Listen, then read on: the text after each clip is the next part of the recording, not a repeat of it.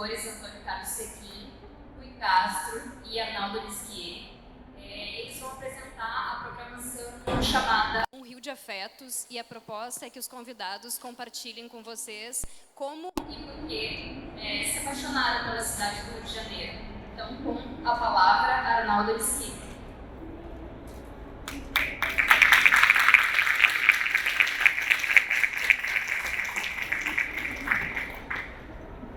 O primeiro tem algumas vantagens, né? E tem também desvantagens.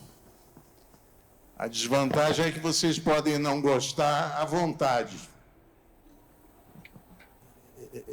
E a vantagem é ser o primeiro. Eu trouxe um improviso, porque a organização da Bienal, sempre muito criteriosa, pediu um texto de 15 minutos para oferecer a vocês.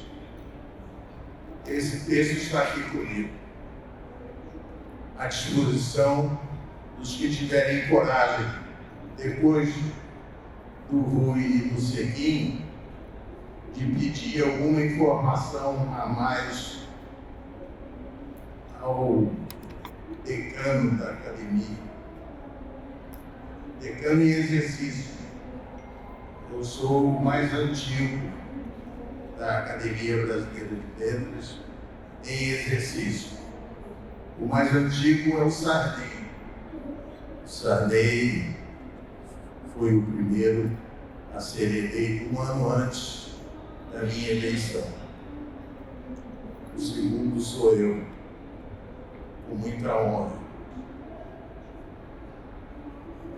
E eu estou inteiramente à disposição de vocês para responder a qualquer tipo de pergunta que ocorra a cada um de vocês, em que condição for, na condição de apenas espectador ou na condição de um membro dessa importante competição que é a Bienal Anual. Posso fazer uma pergunta para você? Começou a guerra. Rui faz uma pergunta. Eles querem saber como é a sua relação com o Rio, a cidade do Rio. Essa é uma boa pergunta que eu respondo no texto escrito. A minha relação com o Rio começou quando os meus pais vieram da Polônia, tangidos pelo nazismo, e foram morar no bairro de Pilares. Por isso, alguns maldosos me chamam de caprichoso de Pilares. De toda maneira, eu me sinto muito honrado com o título. Então, eu comecei a minha vida de carioca em Pilares. Depois, eu me mudei para o bairro do Riachuelo. Depois, eu estive na Rua Figueira, depois na Rua Filgueiras Lima, depois uma passagem de 2 anos por São Paulo, onde eu estudei no Grupo Escolar Rodrigues Alves. Tive essa passagem por São Paulo, mas não me dei bem com o clima. São Paulo é muito frio e eu tive uma crise de reumatismo terrível e tive que me mudar. Eu e a família, meus irmãos, eu tive a sorte de ter 4 irmãos, nós éramos 5 no total. Tivemos que sair de São Paulo e voltar para o Rio de Janeiro. E aí começou, de fato, a minha vida carioca legítima e na plenitude. Carioca da Tijuca. Eu fui morar na rua Doc Lobo, na Tijuca, pertinho do Campo do América, quase ao lado da rua Campos Salles, e graças a isso eu me tornei nadador do América Futebol Clube, jogador de basquete do clube, jogador de voleibol, jogador de futebol. E aí, digo eu de novo, graças a isso, eu tive boas pernas, porque pratiquei muito esporte com a graça de Deus. Eu estudei no Colégio Vera Cruz, que era na rua Doc Lobo. Estudei 9 anos no Colégio Vera Cruz, sempre primeiro aluno da turma, sempre. Nunca deixei de ser o primeiro. Tenho muito orgulho disso, porque sempre fui estudioso, de muitos cuidados, e fiz questão de agir dessa forma, bastante orientado, estimulado pelos meus pais e pelos meus irmãos. Eu tinha mais 4 irmãos, o Silvio, o Odilon, o Júlio, eu e a Raquel, minha única irmã, que é médica e, graças a Deus, está viva até hoje.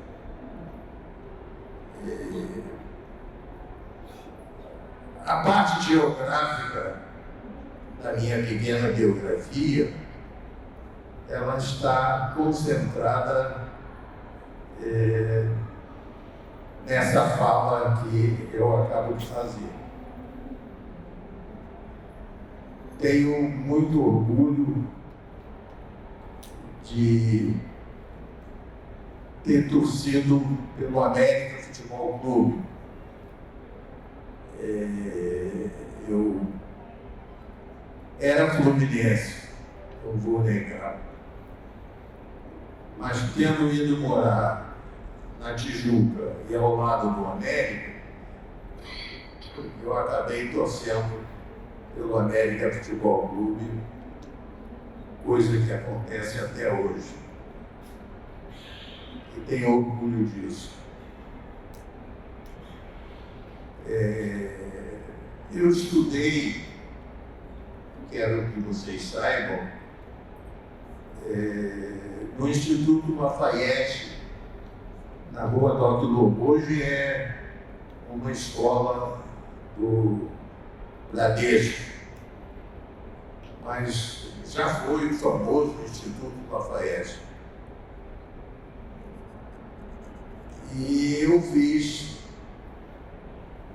algumas das minhas séries foram desenvolvidas, além do Colégio Vera Cruz, também no Instituto Lafayette, onde eu estudei.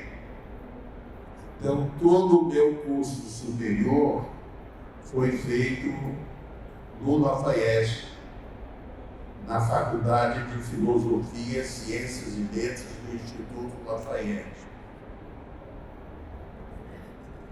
E lá eu desenvolvi os meus estudos e a minha paixão, que eu quero revelar para vocês, pela educação.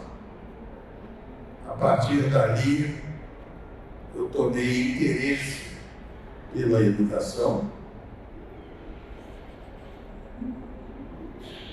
Passei a estudar com mais devoção a educação sob todos os aspectos e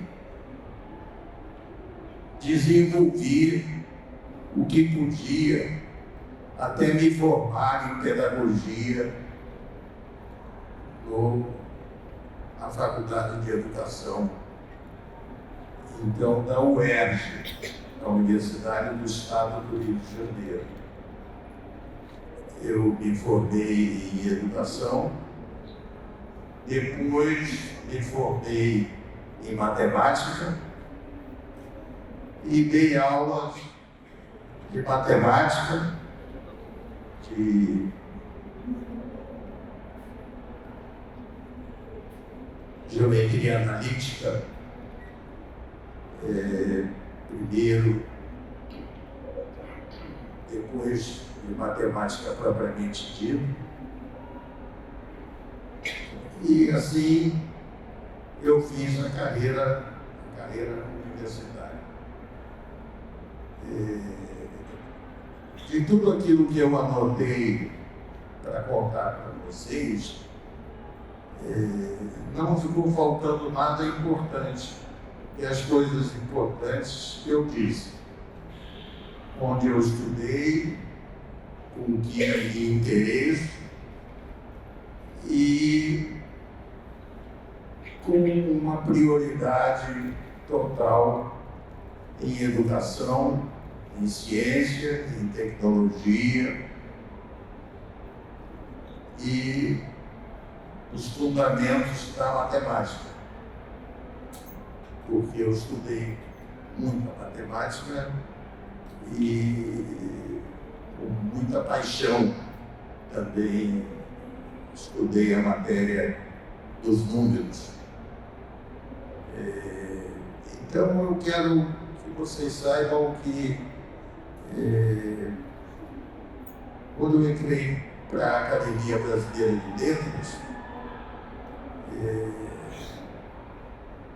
o Austregésimo de Ataíde foi o nosso grande presidente imortal. Ele me orientou muito para que não deixasse de dar conta dos estudos a respeito de matemática e pedagogia. Eu me dediquei bastante à pedagogia, acho que me dei relativamente bem. E aquilo que poderia significar um enriquecimento na ciência dos números ou na ciência da educação, eu me dediquei de corpo e alma. Então eu quero que vocês saibam, nesse começo de conversa, que as minhas primeiras palavras são a de confissão da profissão que eu vinha exercer. Certamente vocês vão ouvir essa confissão em outros termos do Rui e do Segui. Eu entrego a palavra agora ao segundo colocado, para que tenha o mesmo privilégio meu, a mesma honra de falar a essa plateia distinta. Obrigado a vocês.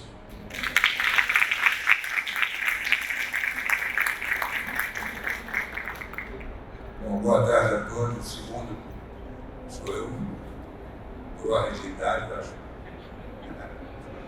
Eu vou falar aqui sobre, eu tenho a oportunidade única de falar aqui sobre os meus 20 anos de idade. Nunca fiz uma palestra, sobre esse assunto. É o seguinte, você ter 20 anos de idade é bom em qualquer lugar, em qualquer situação. Não há nada como ter 20 anos de idade. Só que eu não trocaria os meus 20 anos de ninguém. Pelo seguinte, eu tive a sorte de ter se passado no Rio e num ano que é considerado um ano lendário para muita gente, não só para os que não o viveram, como também pelos que o viveram, que foi o ano de 1968. Considerado um ano marco do século XX, por tudo que aconteceu de diferente, revolucionário aqueles 365 dias. Eu tenho uma tese de que o ano 68 começou, na verdade, em 67. No começo de 67 já estávamos em 68 e com o mesmo espírito de revolução, de renovação, de ousadia, né, e tudo mais, que ficaria famoso no ano seguinte devido a vários acontecimentos. Em 1968, eu tinha 20 anos e eu estava há um ano na faculdade nacional de filosofia, cursando o segundo ano de ciências sociais. O que menos se fazia na faculdade na época era estudar.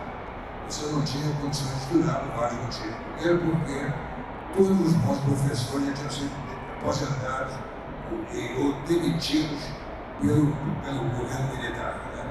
Todos. Sobrou só realmente aqueles que submeteram ao regime naquela época. Então não havia interesse realmente pelo estudo. Né? Agora, a faculdade servia para muita coisa, na escola entre outros para fazer política, né? Uma política de oposição ao governo, ao regime militar, e a organização de manifestações, de passeatas, de assembleias, né? E você não ia perder uma oportunidade de fazer isso só porque os professores que nos falavam não se interessavam. E a Faculdade Nacional de Filosofia foi, desde 1964, um dos centros mais importantes do movimento estudantil, não só no Rio, como no Brasil, dividindo talvez em importância com o centro acadêmico da Faculdade de Direito. As lideranças estudantis, muitas delas saíram da Faculdade Nacional de Filosofia, como ali na Avenida do Presidente Vargas, era o centro das assembleias e das manifestações que desaguariam nas passeatas da Avenida Rio Branco. Então era uma clima de agitação permanente, com muitas invasões da polícia e pancadaria dos estudantes e tudo mais.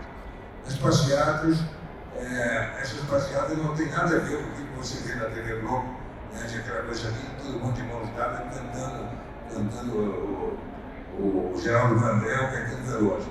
Isso nunca aconteceu, na verdade.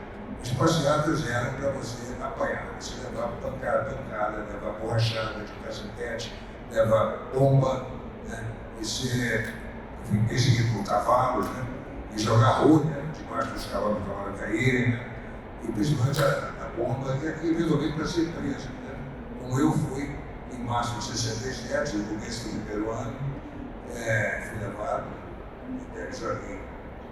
jogado no DOPS, devido DOPS, né, que não estou operado ainda, ali na Bíblia como Estrela, que era a polícia séria da antiga Polícia Central, né, que nos anos 30 tinha sido o principal centro de repressão do Brasil, que é o governo Getúlio.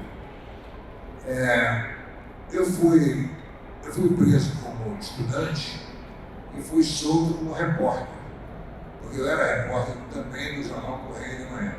E a segunda coisa fabulosa é você ter 20 anos, 67, 68. Você ser repórter do Correio da Manhã, que era o principal jornal de oposição do Brasil, né? Jornal onde tinha todos os editoriais, né? Jornal de oposição habituado a derrubar ministros e de luta incessante contra os militares, né? A tal ponto que seria destruído por eles no final de 68. Eu estava lá também. Então eu tive essa relação com o Correio da Manhã, que era um jornal também, que apesar de toda essa coisa política, cobria muito bem aquela época fabulosa, né? Que era a época dos festivais de atração, né? do teatro, do Rei da Pena, Roda Viva, aquelas coisas. Né? Havia muita. Foi a época da explosão das teorias da comunicação, do Marshall McLuhan, e o Correio da Manhã cobria tudo isso, ao mesmo tempo que cobria a área política. Eu, como estudante da Faculdade de Filosofia, e assistindo a todas aquelas manifestações, invasões da polícia, etc., eu saía da faculdade, ia para o jornal e fazia as reportagens sobre aquilo que tinha acontecido de manhã na faculdade. Havia uma coisa espetacular no Correio da Manhã, que era o seguinte: naquela época você podia entrar em qualquer jornal sem essa história de crachá, sem alguém te perguntar quem você vai procurar, nem nada. Você entrava, simplesmente subia e ficava por lá perambulando. Então você tinha além de curiosos, você tinha vendedores de loteria, contrabandistas de uísque, todo mundo entrava no jornal, no Correio da Manhã. E lá no Correio da Manhã, que ficava na Lapa, havia 2 grandes compositores brasileiros que moravam ali também e vinham todo dia, no fim da tarde, ao Correio da Manhã, que eram o Ismael Silva e o Nelson Cavaquinho. O Ismael Silva já estava, coitado, muito decadente, muito velho, decadente, e o Nelson Cavaquinho ainda não tinha se tornado o Nelson Cavaquinho que está vendo, que se daria depois. E quando eles chegavam no jornal, por volta de 5h30 da tarde, porque iam ali, não tinha nada para fazer, iam para as 5h30 da tarde, que é a pior hora do dia para você frequentar uma redação, que é a hora de fechamento, das matérias dos cadernos. Então, os jornalistas mais velhos do Correio da Manhã viam a chegada do Ismael Silva e do Nelson Cavaquinho um grande tédio, né? E lá veio o chato do Nelson Cavaquinho de novo, lá veio o Ismael Silva de novo. E ninguém dava bola para eles.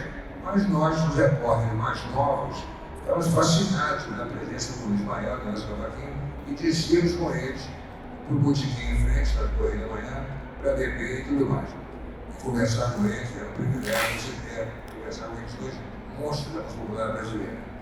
Além de estudar na FEDEFI e trabalhar no Correio da Manhã, eu pertencia a um grupo totalmente informal, que não existia como grupo, chamado Geração Paissandu, que era a geração que frequentava o cinema Paissandu nas ruas São Vermelho, principalmente nas sessões de sábado à meia-noite, onde eram exibidos filmes clássicos do cinema, e eram sessões frequentadas por todo o pessoal do cinema novo.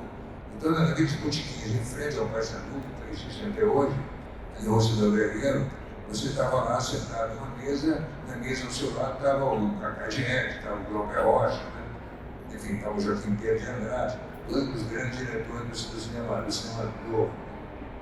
E, não contente com isso, eu morava no Solar da Fossa. O Solar da Fossa era um casarão que havia ali em Botafogo, onde é hoje o Shopping Rio Sul. Exatamente o espaço todo era o espaço Solar da Fossa, era um convento antigo que foi adaptado por uma espécie de república ou de pensão, onde com cerca de 80 quartos, né, onde moravam, todos nós éramos jovens, éramos românticos, éramos criativos, éramos engraçados, éramos bonitos e éramos completamente puros. Por isso podíamos morar no Solar da Fossa, onde o aluguel era misto, qualquer que nós podíamos pagar aquele aluguel. Até os que não, de nós estávamos desempregados. Pelo Solar da Fossa, assim, quando eu cheguei lá, o Caetano Veloso já tinha acabado de se mudar de lá uns 6 meses antes para ir trabalhar em São Paulo, mas ele vinha muito para ir ao Solar ainda. A Gal Costa morava, ainda não era chamada de Gal, era chamada de Gracinha ou Maria da Graça, era namorada do cara com quem eu dividia o quarto. O Paulinho da Viola morava lá, o Leminski, a Ida Lanante, aquela grande atriz, a atriz mais moderna e ousada do teatro brasileiro, que ficava muito cena, de vez em quando. Morava também o Paulo Coelho, mas eu acho que nunca vi o Paulo Coelho lá. Morava o Zé Guedes, que morava em cima do apartamento. E iam muito lá todo dia, né? Embora não morassem lá, toda hora estavam lá o Gilberto Gil, o Hélio de Sica, o Jean Genet, né, grande dramaturgo francês, que foi também namorado ocasional do cara com quem eu morava.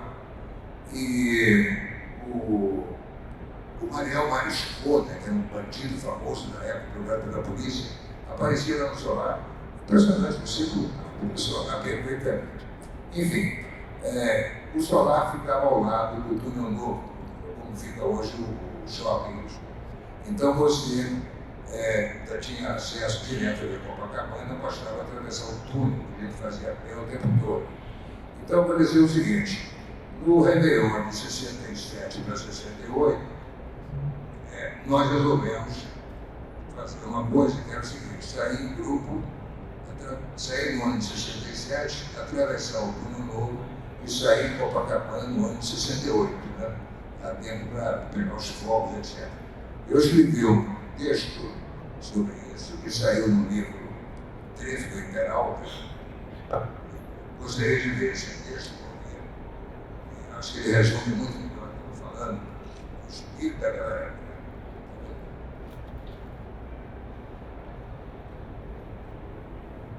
Ao sol atravessar o túnel, em 1967, ficou para trás em Botafogo. Quando chegamos ao outro lado, em Copacabana, a alguns segundos da meia-noite, os fogos de Ano Novo já estouravam por 1968. A ideia fora esta mesmo.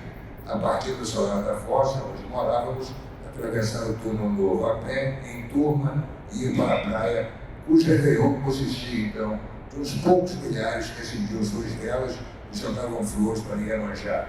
E depois caminhar entre os grupos de devotos na areia, ouvindo os tambores e cantos, e nos sentíamos superiores, porque estávamos ali com um pé na areia e outro na África, e não numa festa de família cheia de paz e tios pagados. Na verdade, aquela noite não tinha muita importância, era só simbólica, tanto quanto a travessia do túnel, porque para todos os efeitos, 1968, ou pelo menos o seu verão, já começara. E começara quase um mês antes, nos primeiros dias de dezembro, quando a chegada das férias desmobilizara o movimento estudantil e suscitara temporariamente as passeadas contra a ditadura. A partir dali, pelos 2 ou 3 meses seguintes, poderíamos exercitar em práticas mais amenas os radicalismos que fariam de 68 o ano em que seríamos felizes para sempre. E quase fomos.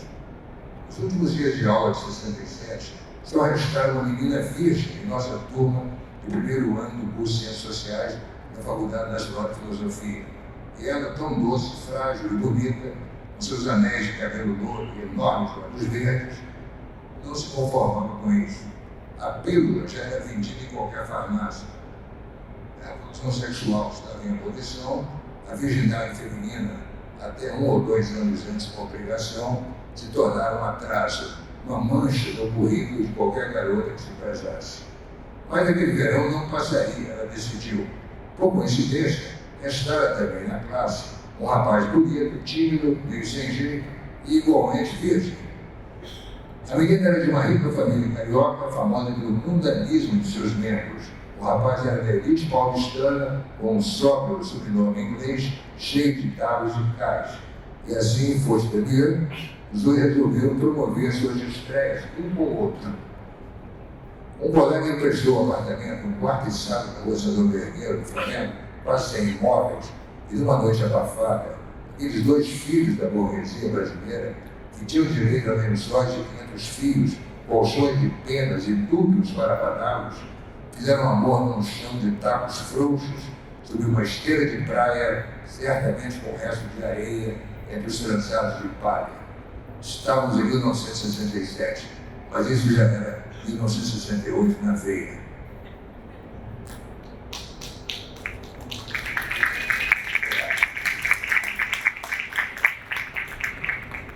Poucos meses antes, Caetano Veloso e sua mulher Dedé tinham se mudado do Solar e ido para São Paulo, mas sempre no Rio dava um pulinho até lá.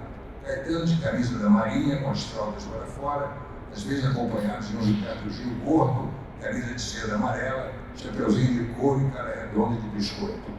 Iam visitar a amiga e assim, que continuavam morando no Solar, e ainda não se tornaram alcoólicos.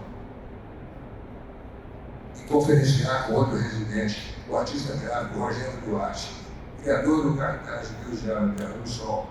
Um dia cheguei na rua e encontrei Rogério no pátio, finalizando um desenho colorido, mostrando uma mulher nua em meio a um cenário de bananas, serpentes e dragões. Ele me disse que era para a capa de um LP do Caetano. Comentei que mais parecia uma capa de almanac Capivarol. E concordou e disse que a ideia era essa mesmo. Tinha a ver com algo que estava sendo cozinhado na gravadora Philips, chamado tropicalismo.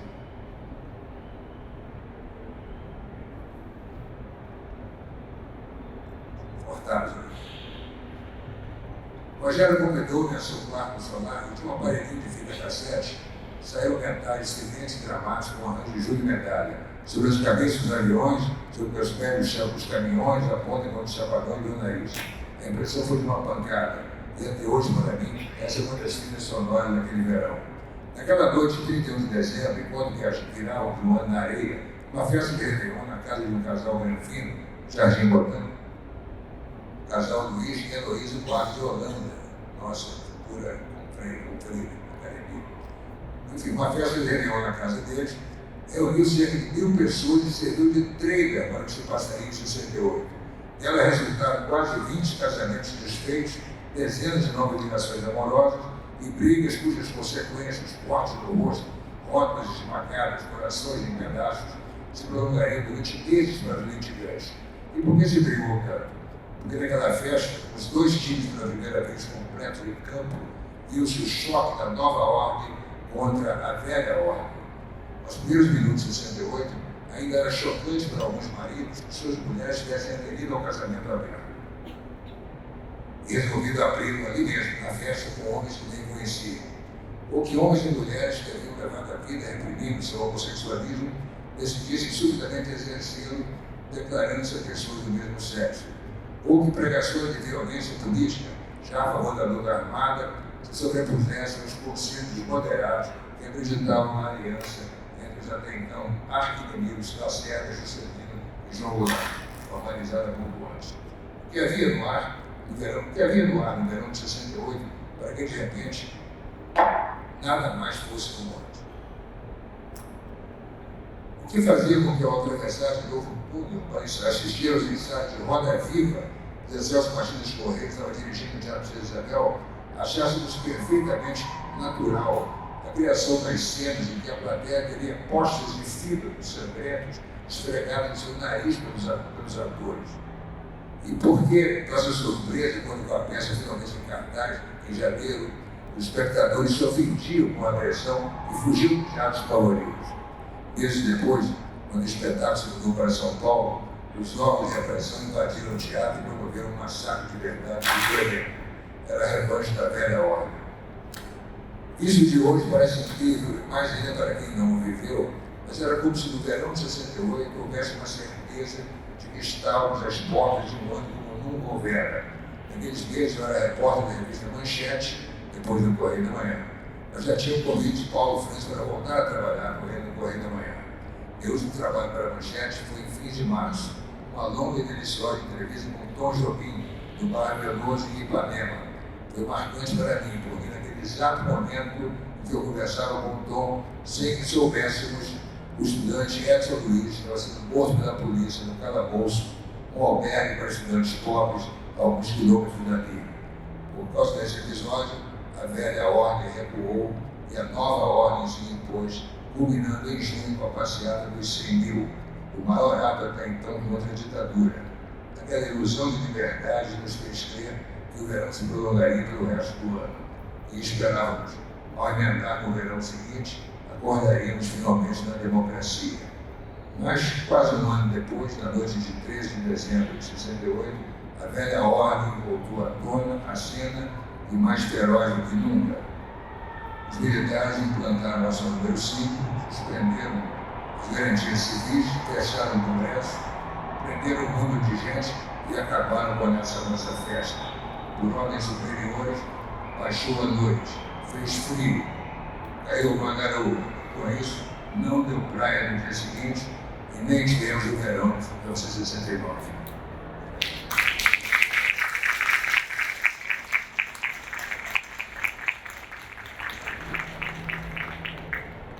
Alô, boa tarde a todos. Eu agradeço a presença de vocês aqui para curtirmos juntos o título do ciclo promete, que é um rio de afetos, o Rio de Janeiro do afeto de cada um. E a minha escolha aqui incidiu na escola primária. Lembro-me das longas viagens que fiz na infância, saindo de Cachoeiro de Itapemirim, onde só por acaso não nasci, até o Rio de Janeiro, onde moravam os pais e as irmãs de minha mãe. Década de 1950. Meu pai, no volante, fazia paradas estratégicas para almoço e lanche. Perdíamos muito tempo na fila das barcas que transportavam os veículos entre Niterói e o Rio. Recordo-me vagamente da construção do aterro do Flamengo. Recordo-me perfeitamente de haver perguntado a um primo porque a cidade estava muito movimentada. Hoje o Brasil foi campeão mundial de futebol, foi sua resposta. Era o ano de 1958. Eu ainda vinha ao Rio a passeio. A mudança se deu no ano seguinte, quando minha família veio para cá em condições arriscadas, atendendo a um desejo, quase uma imposição de minha mãe, que tinha nome de Flor, Vitória Régia, mas que o detestava, querendo ser chamada de Regi. Ela dizia que os filhos, o primogênito Carlos Eduardo, eu e a caçula Cristina, não teríamos futuro em Cachoeira.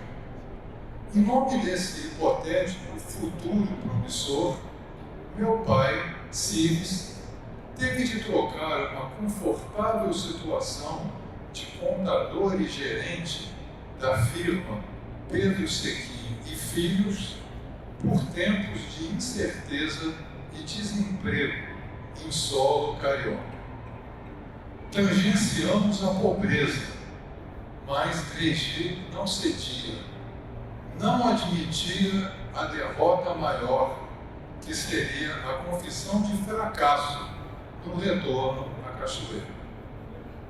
Devo dizer que já cheguei alfabetizado ao Rio, decorrência de um incontrolável desejo de leitura que me fez frequentar aos 5 anos o grupo escolar São Vicente de Paula, em Cachoeira, onde se acotovelavam no mesmo espaço crianças de séries diferentes.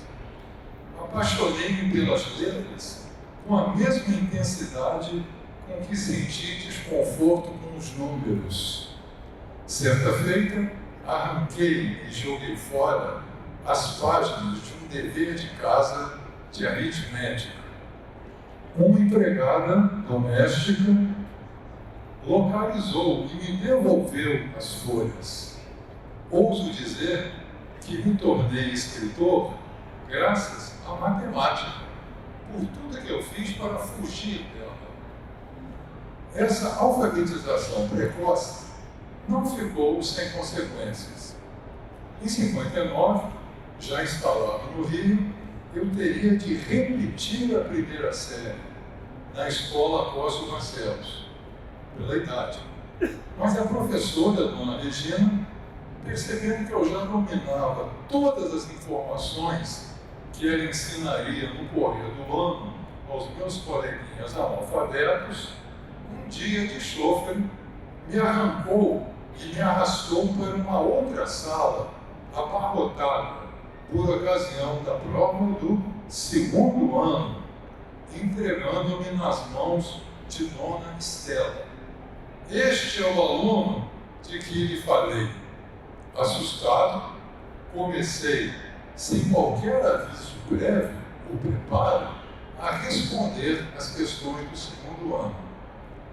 Minutos depois, numa prática comum à época, a mestra deu início a um ditado de palavras.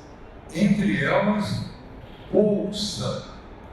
Hesitei, como um náufrago em busca de um dicionário de salvação, movi a cabeça na procura de algum socorro ortográfico, que logo veio, graças à ajuda de um colega.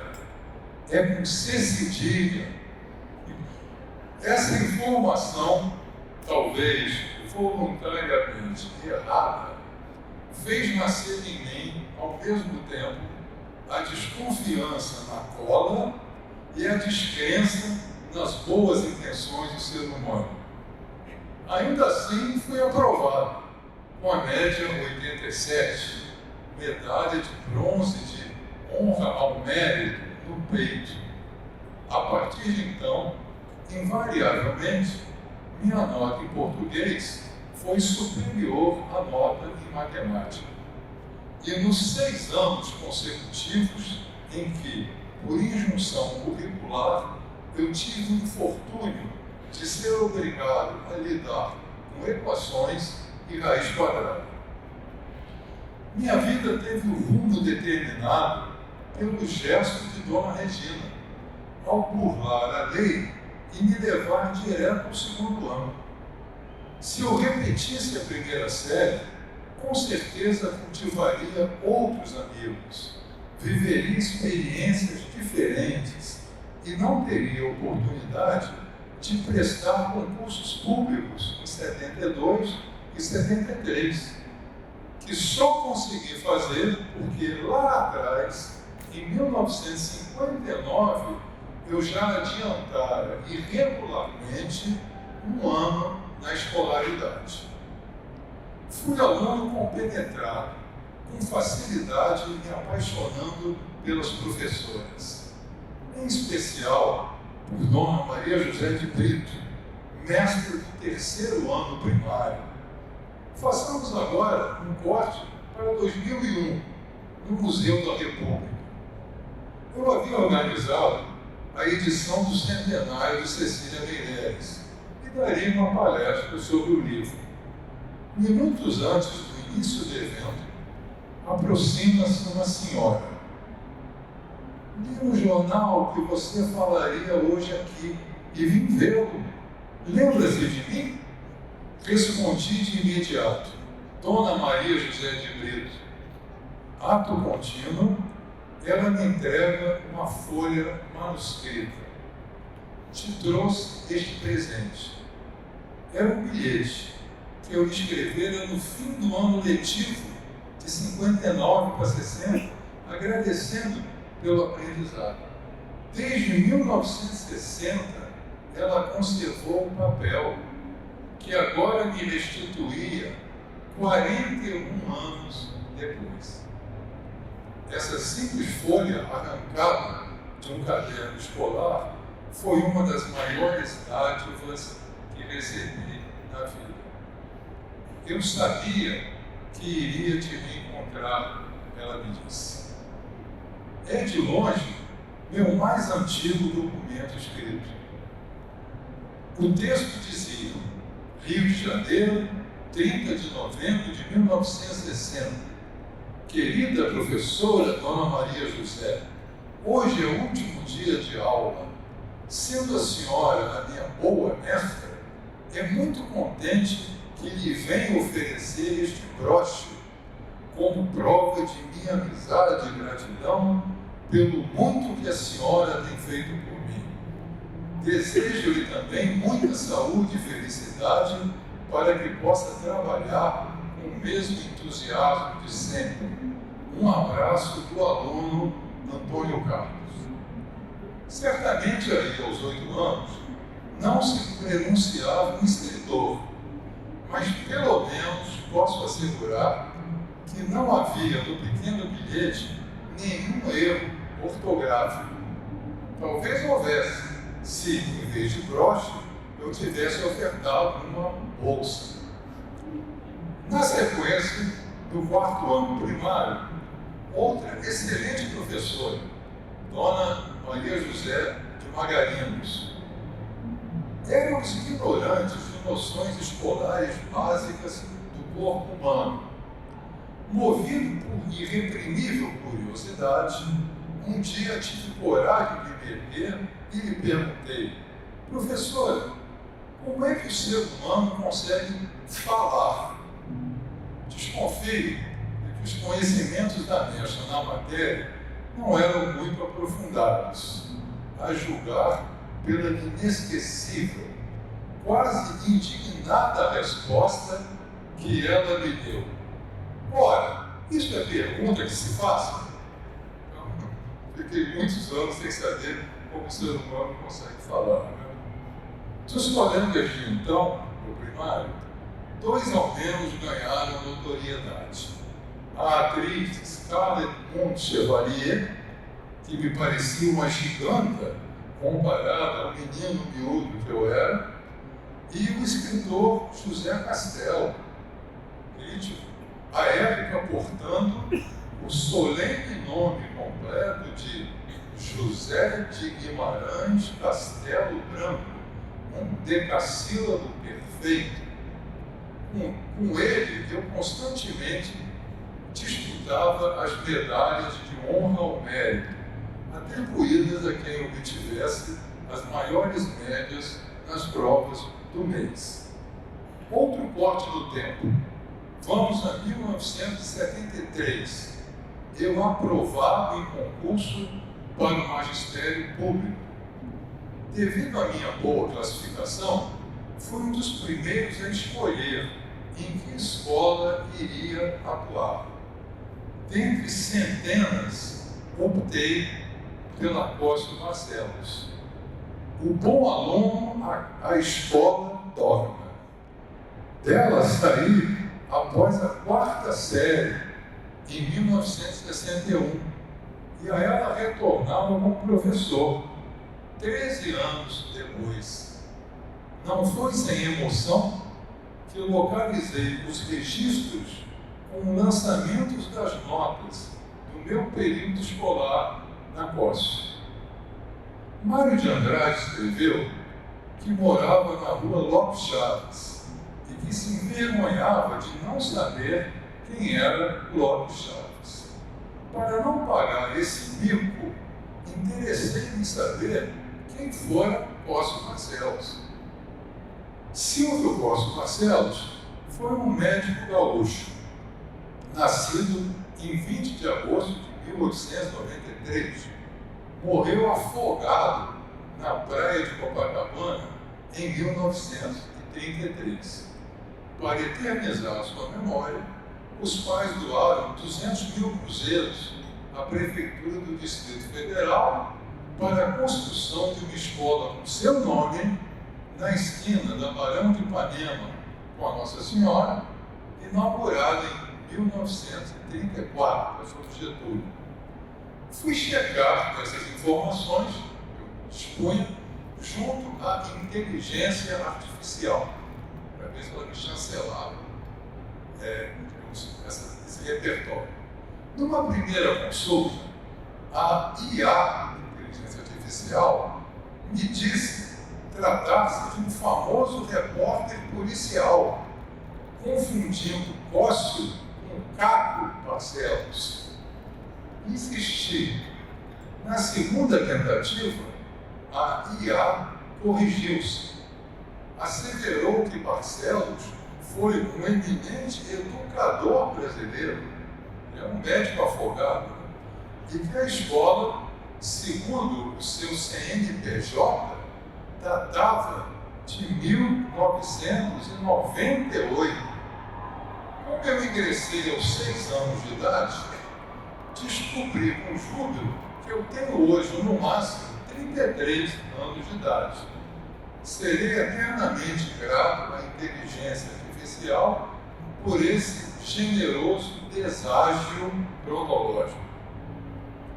Apesar de tantos afetos envolvidos na minha aventura escolar, vou ler agora, para terminar, um poema que, situado nessa época, não evoca o ambiente coletivo de um colégio, e sim o espaço íntimo de uma residência, a minha. Não asseguro que as coisas tenham se passado conforme o texto expressa, mas combinemos que assim poderiam ter acontecido. No poema, aliás, não acontece praticamente nada. Se o texto não é de todo confiável, eu me socorro no ensinamento de Ariano Suassuna, para quem o artista conta mentiras, não porque é mentiroso, mas por amor à arte. Morávamos de 59 até fins da década de 60 em Copacabana, num pequeno apartamento, cuja cozinha era invadida à tarde pela luz solar. Imaginei, então, um cenário de sossego e paz, muito distinto dos sobressaltos e do clima conflagrado que caracteriza o Rio de hoje. O poema, chama-se Paisagem, se pretende uma celebração sensorial, uma festa para a visão o olfato, o paladar, a audição e o tato. Pérola, citado no poema, era o nome de uma famosa marca de açúcar, açúcar Pérola. E, como o nosso tema é um rio de afetos, eu vou encerrar com açúcar e com afeto, lendo o poema Paisagem. Pela fresta, um naco do verão de copa ataca o exército vermelho dos caquis. Pedaço fino de sol esgueirado entre esquadrilhas. Mandíbulas da fome, a procissão solene de formigas insones. No mármore, o açúcar pérola explode em dádiva. Mosquitos baratos, beijando-se aos pares dos pratos. Zumbem abelhas vesgas na mesa, onde o abacaxi oferta sua flor feroz. Linguiça, preguiça e sábado, ensaboando-se nas mãos. Boca sôfrega, frente ao sossego pêssego. E a paz. Sorte leve, o nada, um pouco se move. Brasil, Barata Ribeiro, ano 1959.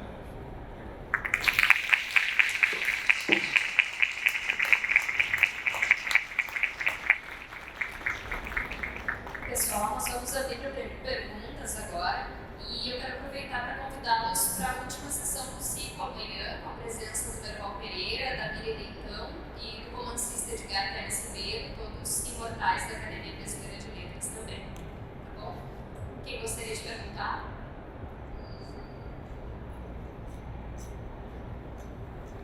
Antes da pergunta, eu queria só lembrar ao Zequim que o açúcar pérola tinha o saco azul e a cinta encarnada.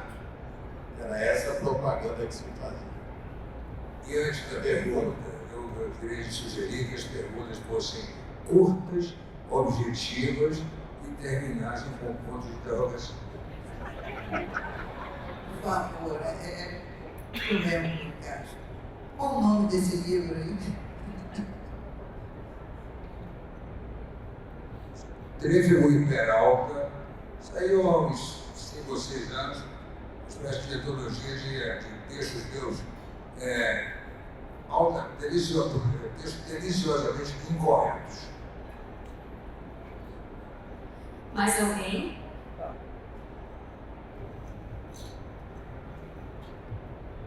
Bom, a minha pergunta é direcionada ao Rui. Não é sobre o que, mas é sobre a sua escrita. Rui, na biografia você escreve a partir da vida do outro. Já na ficção, já parte de você mesmo. O que muda na sua escrita quando a voz é a sua e não a do biografado?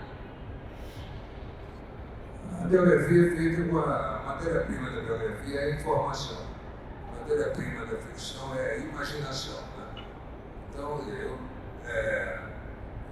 quando faço ficção, fiz pouquíssimo até hoje, eu também só fiz 3 romances chamados Era o Tempo do Rei, Milagre das Estrelas e Os Filhos do Imperador.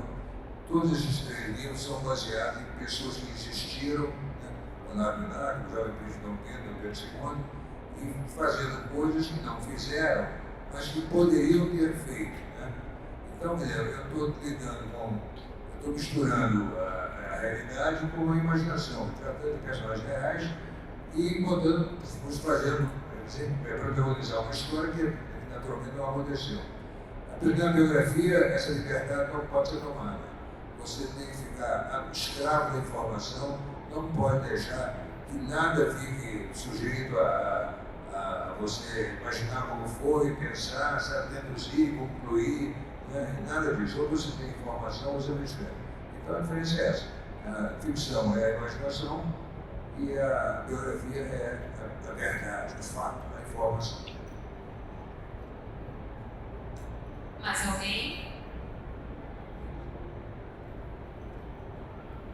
queria aproveitar o intervalo para dizer que eu me esqueci, na minha pequena biografia, de dizer que eu fui secretário de Estado do Rio de Janeiro 4 vezes, Ciência e Tecnologia, Educação e Cultura, Educação e Cultura. 4 vezes eu fui secretário de Estado e sempre me honrei muito por isso. Outro aspecto que eu me esqueci de ressaltar é que eu fui nadador do América e ganhei 56 medalhas por isso. Então, as medalhas foram naturalmente de mérito e de colocações em primeiro e segundo lugares. Então, eu acho que são aspectos que eu não deveria ter esquecido na apresentação que fiz. Agora, devolvo as perguntas ao auditório. Eu gostaria só de frisar que, além de vocês estarem convidados para o fecho desse ciclo amanhã, com Eval Pereira, Miriam Leitão e Edgar Ribeiro, também se sintam convidados no domingo para o evento de encerramento da Bienal.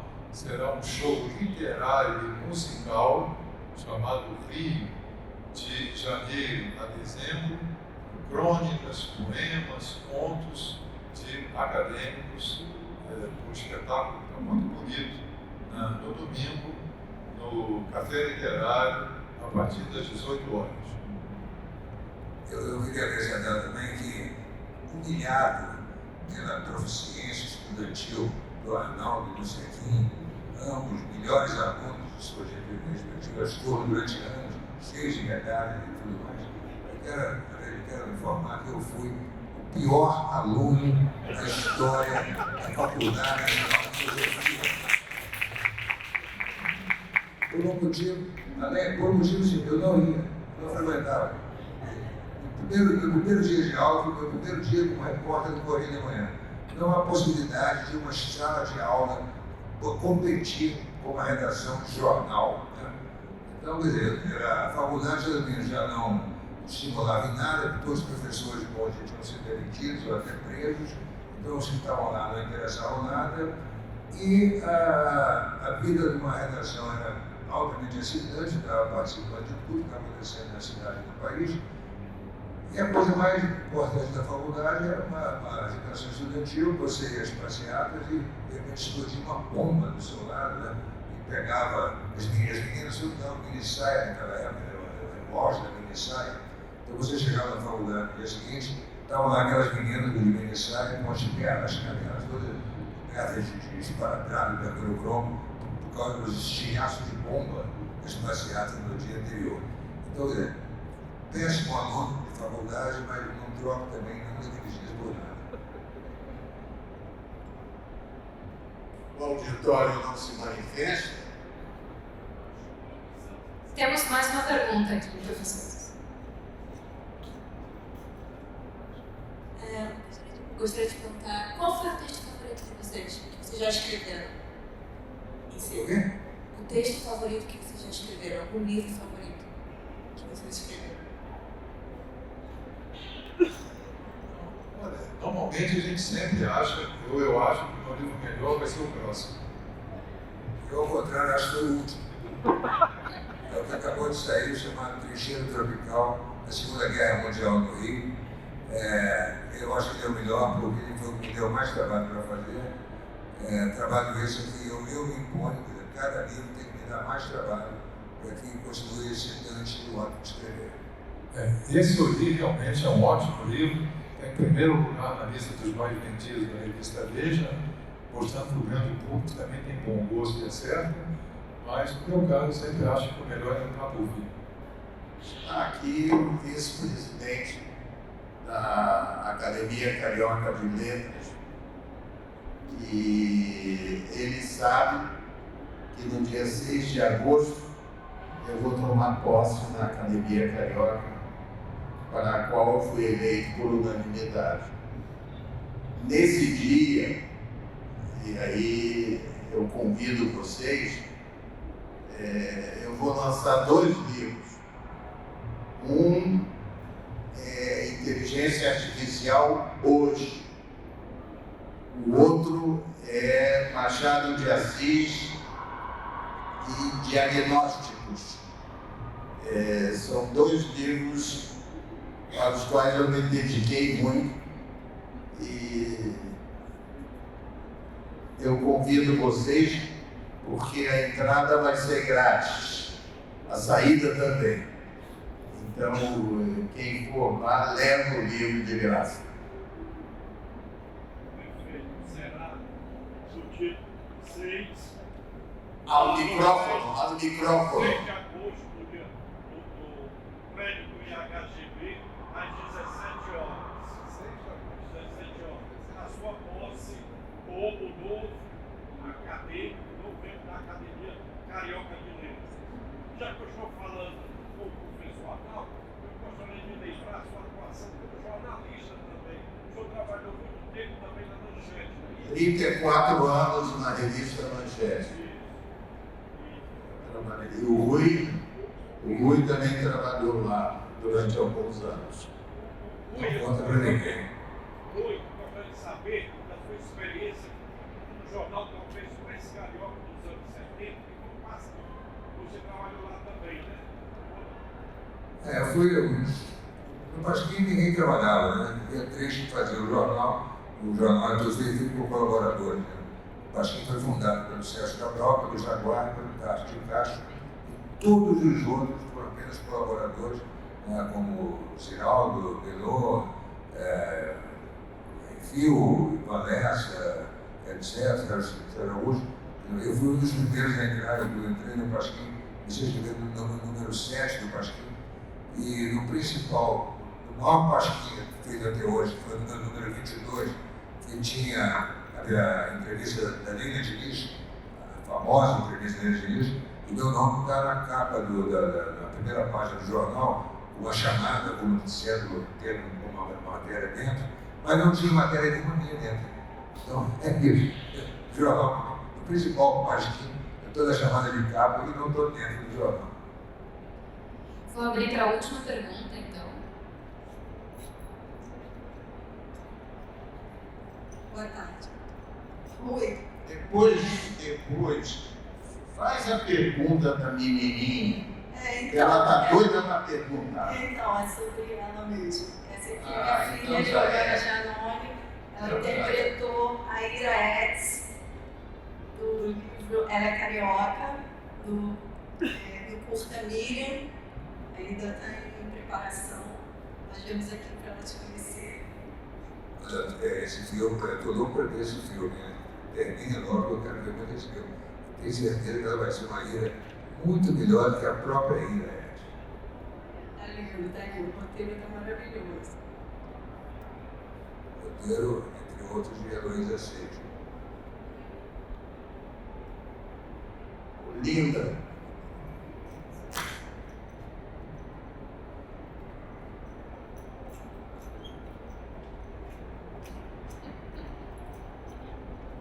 Boa tarde.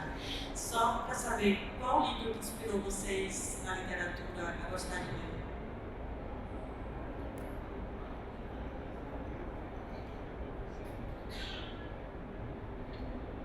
Monteiro Lobato, sempre. Meus irmãos mais velhos compravam livros do Monteiro Lobato e me empurravam para ler. Então a leitura do Monteiro Lobato foi sempre muito didática para mim e para minha irmã mais nova. O meu foi Alice no País das Maravilhas, que eu li aos 4 anos e meio, e depois foi Tarzan, o Filho das Selvas, de Edgar Rice Burroughs, o primeiro livro que eu comprei naquele dia, meu pai veio comprar comigo. Então você já comecei bem, a alta e a baixa literatura do meu tempo. Professor? que eu me lembro sempre com muito prazer, lá no livro, numa coleção, Tesouro da Juventude. Adorava o livro pela miscelânea que ele continha, né? Tinha contos, tinha provérbios, poemas, mas também era um livro, um papel muito sedoso, tipo coucher. Então, esse lado do prazer físico e sensorial no livro eu já tinha desde o início com a coleção completa dos 18 volumes do Tesouro da Juventude. Gente, a gente está com o tempo um pouquinho apertado, então eu vou abrir para a última mesmo, tá?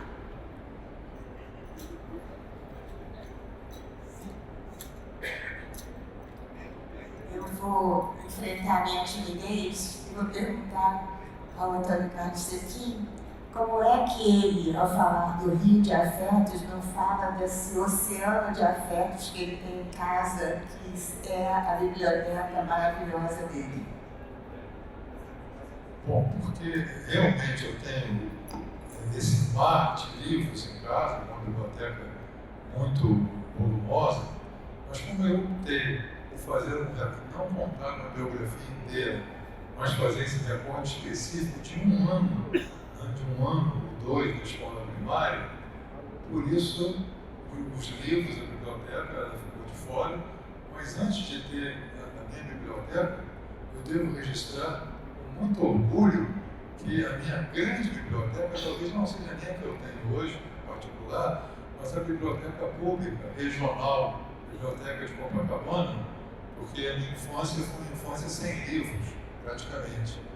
Então, eu me abastecia quase que diariamente das instalações da Biblioteca Regional de Copacabana, que foi o meu melhor amigo durante muitos anos. Abriu o mundo para mim, porque havia escondido tesouro na Biblioteca Popular de Copacabana. E gente, Sabe que eu tenho a impressão que não? Foi extinta, porque eu nunca mais ouvi falar dela. Passo do lado, localizo bem o prédio e acabou.